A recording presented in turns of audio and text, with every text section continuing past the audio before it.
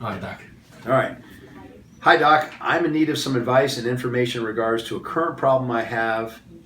I've been on a cycle of test enanthate 300 milligrams and trinenanthate 200 milligrams twice a week injection Monday and Thursday of 1 ml each for 16 weeks.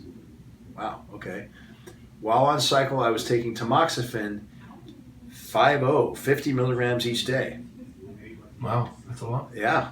I just completed a PCT of ACG 5000 IU, 3 shots per week, and did a total of 3 boxes of 5000 IU. I also have been taking Clomid tablets of 50 milligrams. I feel like my desire for sex is low. I'm also not getting my normal erections as I was before, even during cycle. Please, could you advise as to anything I can do? Regards, Wasim. Yeah, I guess my best advice would be to wait. Give it some time, because if you're literally writing at the time you're including this information in an email, then you got to give it some time, because if you're taking that much trinenanthate and testananthate each week, you've been carrying a titer from, I mean, if you do the math, we'd have to do the math.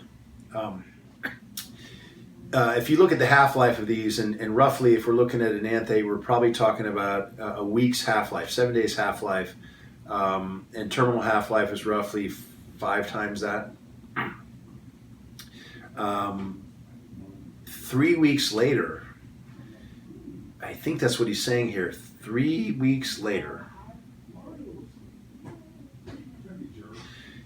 you could still have some of this in your system. Obviously, that's affecting your body's endogenous production. So things are still going wonky, to use a technical term, this closely after coming off a cycle like that. And I would argue that most of it's probably from your lack of endogenous testosterone production, but that's an awful lot of tamoxifen, right? Have you ever seen any guys in the gym doing that? Isn't it 10 milligrams each? 10 milligrams a tab. So most I usually see is 20 a day. Yeah, that'll block. Remember, you're not trying to. You could have lots and lots of estrogen in your system, but you still have the same limited number of receptors, and all you're doing with a serum like tamoxifen is blocking the receptors. So more is not necessarily better. Yeah. So yeah, but that's tamoxifen has a relatively short half-life. But bottom line, I think it's too early to say one way or the other that things have gone awry from what you did. Libido, it might take anywhere from, again, it depends on your age. There's so many factors, but anywhere from 3 months to even 6 months before things get normal again. Really? Depending upon your age. And ditto for erections, but that opens up a whole nother can of worms. How many reasons are there for not getting whatever normal erections are to Wasim? Age and what you did for the last 16 weeks. It says here, doing that protocol, was it all weightlifting? Was it powerlifting? Was it Olympic lifting? Was it bodybuilding lifting? Hypertrophy lifting?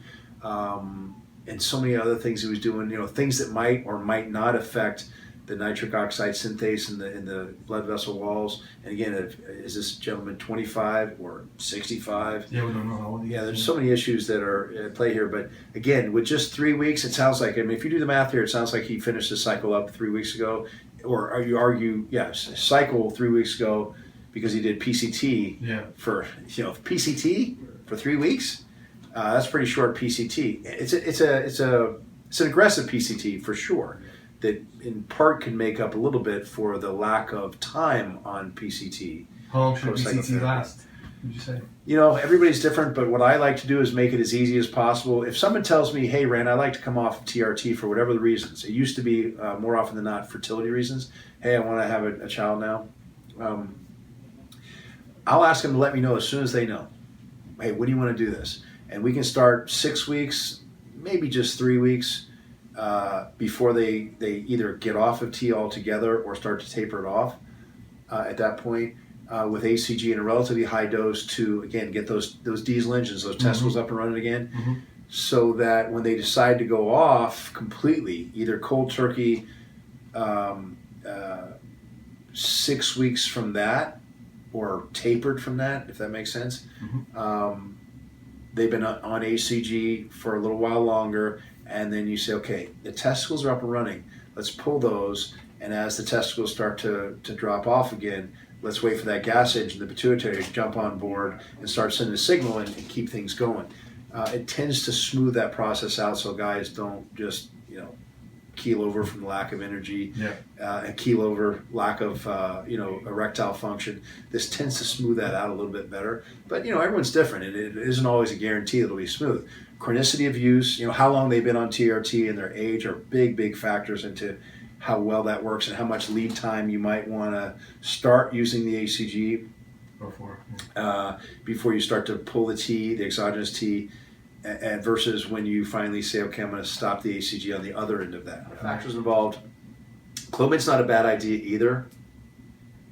We mentioned before that some people have negative side effects to that particular SERM, but everyone's different. If he didn't have bad side effects, I would argue, again, first thing I'd ask him is, hey, have you tried Clomid before? And if you did you have side effects like this? Or if you didn't, maybe it's because of the Clomid. Why'd you go off the tamoxifen and change to the Clomid? They're both SERMs. Yeah. Granted, one does work differently than the other, but why would you change? So it might just be he's having some issues with the Clomid alone. There's just too many factors. And again, if I had to put my finger on one to start with, give it some time. It's awfully early yet from just stopping to say, hey, everything's supposed to be back to normal again. Yeah. Awesome. Thanks, Doc.